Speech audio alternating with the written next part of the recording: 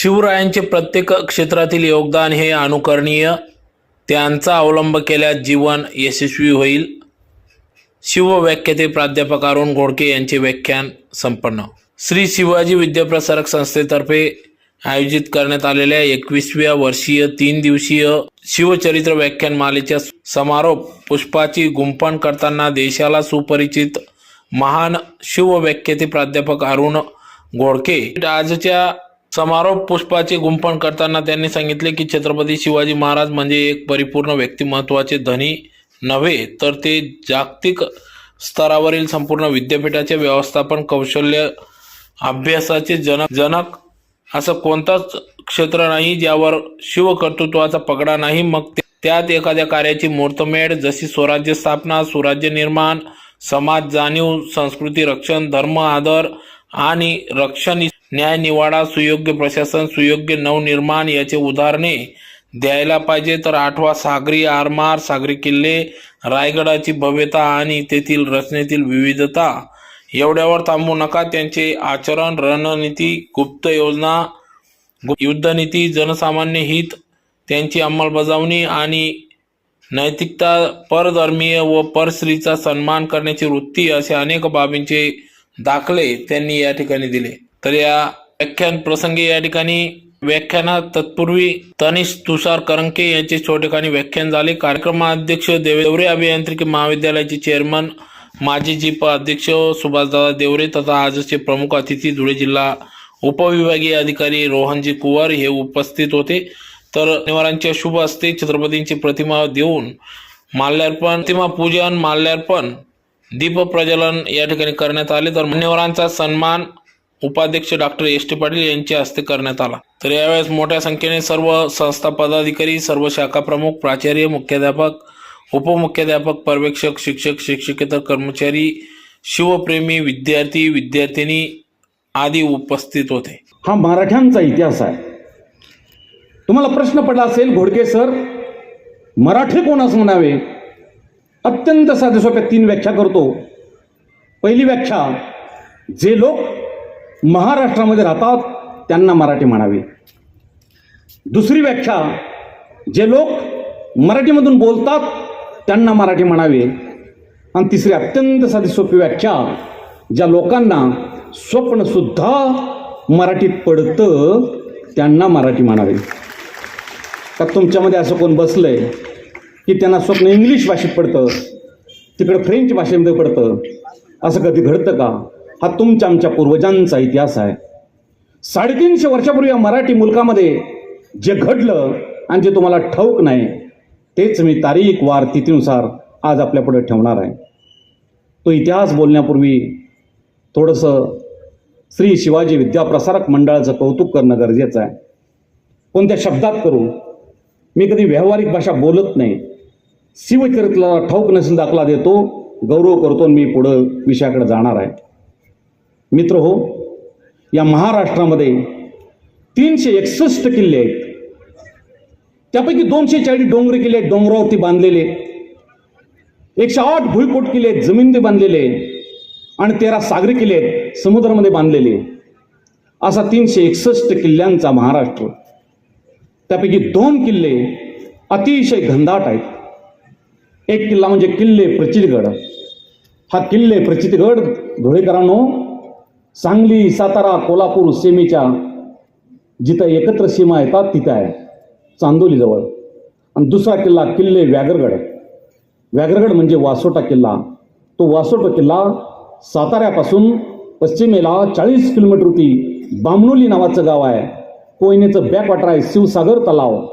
लॉन्चनं 1-1.5 तास प्रवास केला त्या गडपायथ्याला जाता येतं, आणि सलग 1.5 तास तुम्ही न थांबता गेलात तर गडमाथ्याला पोहोचता येतं. हे 2 किल्ले अतिशय घनदाट आहेत. तो किल्ले प्रचितगड नरवीर तानाजी मालुसरे जिंकला इसवी सन 1668ला. तर शिवाजी महाराज राजगडला होते. महाराजांच्या कानावरती वार्ता गेली, तानाजीनं गड घेतला. महाराजांना वाटलं कधी एकदा तो गड पाहिन. महाराजांनी राजगड सोडला आणि किल्ले प्रचितगड पायथ्याला शिवाजी महाराजांसाठी एक पालखी ठेवण्यात आली होती. महाराजांचे घोडे तिथं आले, आदबीचे मुजरे झडले आणि तानाजी मालुसरे पुढे होऊन शिवाजी महाराजांना बोलला, महाराज आपण पालखीमध्ये बसावं. आणि श्री शिवछत्रपती पालखीमध्ये बसले. पालखीचा गोंडा उजव्या हातानं पकडला. भोईलोकांनी पालखी उचलली आणि पालखी किल्ले प्रचित गडाचा डोंगर चढू लागली. निम्मा डोंगर चढून गेली असेल नसेल इतक्यात जोराचं वादळ सुटलं. महाराजांच्या कमरेला एक शेला बांधला होता. तो शेल्याचा शेवट त्या पालखीच्या बाहेरून वाऱ्यावरती असा फडकत होता आणि अचानक तो शेला एका बोरीच्या झाडामध्ये अडकला. महाराज म्हणाले, थांबा. किती अवकाश. महाराजांच्या कमरेत शेला अडकला. मावळे मंडळी धावत आली. त्यांनी महाराजांचा शेला सोडवला. पालखी खाली ठेवण्यात आली. महाराज त्या पालखीतून बाहेर पडले आणि त्या बोरीच्या झाडाजवळ गेले आणि महाराज बोलले, या बोरी झाडांना आम्हास थांबवले, या ठिकाणी खणावे. खणावे याचा अर्थ बंधूनो उकरावे. आणि त्या बोरीच्या झाडाखाली उकरण्यास प्रारंभ केला. तर त्या बोरीच्या झाडाखाली शिवाजी महाराजांना एक भला मोठा हंडा सापडला. त्या हंड्यामध्ये सोन्याच्या मोहरा होत्या. ज्यावेळी छत्रपती शिवाजी महाराजांनी हिंदवी स्वराज संकल्पना सत्यामध्ये उतरण्याचा प्रयत्न केला त्यावेळी शिवाजी महाराजांना 3 वेळा गुप्तधन सापडले. पहिला हंडा महाराजांना सापडला तो तोरणा किल्ल्यावरती.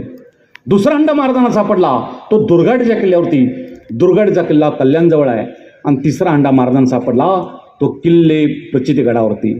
घोडके सर, कुठं आहे तो हंडा आणि कुठं आहेत त्या सोन्याच्या मोहरा? तो हंडा म्हणजे या प्रभागाचे भाग्य विधाते 7 वेळा आमदार असलेले स्वर्गीय दादासाहेब. आणि त्या मोहरा म्हणजे दादासाहेबांच्यावरती प्रेम करणारे आपण सगळी मंडळी सोन्याच्या मोहराच आहेत. कोणत्या शब्दात वर्णन करू, शब्द अपुरे पडतायत. एक व्यक्ती एवढं मोठं प्रचंड काम करते. अक्कलवाडा नावाचं तिथे गाव आणि तिथं धरण बांधून या धुळे नगरीसाठी पाण्याची व्यवस्था अविरतपणे राबवतात. साधी सोपी गोष्ट नाही. शिवजयंतीची तारीख 19 फेब्रुवारी ही कोणी ठरवली? तर ती श्रीमंत स्वर्गीय दादासाहेबांनी ठरवली. आणि तसा GR सुद्धा काढला. हे काम साधं नाही. आणि ज्या संस्थेची स्थापना केली श्री शिवाजी विद्याप्रसारक मंडळ 1908ला आणि पुढं म्हणजे त्यांच्या पंजोबांनी केली आणि पुढं ती चालवली समर्थपणे. आणि 2008 साली आपण निर्णय केला की या धुळे नगरीमध्ये शिवजयंती साजरी व्हावी. आणि 2008 पासून हा सगळा शिवजयंतीचा महोत्सव आपण मोठ्या दिमागात साजरा करताय. आपलं कौतुक करावं तेवढं थोडं आहे. बंधूंनो, अशी माणसं फार कमी असतात. आणि मग तोच वसाने वारसा घेऊन कुणाल बाबा पुढं काम करतायत. पाणीदार आमदार कसा असावा हे त्यांनी आपल्या कर्तृत्वानं सिद्ध केलंय. या पंचक्रोशीतील 70 गावामध्ये 400हून अधिक लहान मोठे बंधारे बांधलेले आहेत आणि शिक्षण संस्थेत काम करतायत. मेडिकल कॉलेज आहे, इंजिनिअरिंग कॉलेज आहे, डेंटल कॉलेज आहे, KG to PG शिक्षण व्यवस्था निर्माण केली. या पाटील कुटुंबियाचं ऋण आपण विसरता कामा नये. आणि त्याहून कुणालबाबांचे जे आजोबा होते स्वर्गीय अण्णासाहेब, ते तर क्रांतिकारकच होते, स्वातंत्र्य सैनिक होते. ज्यावेळेला धुळ्याचा खजिना लुटला ती तारीख आहे 14 एप्रिल 1944.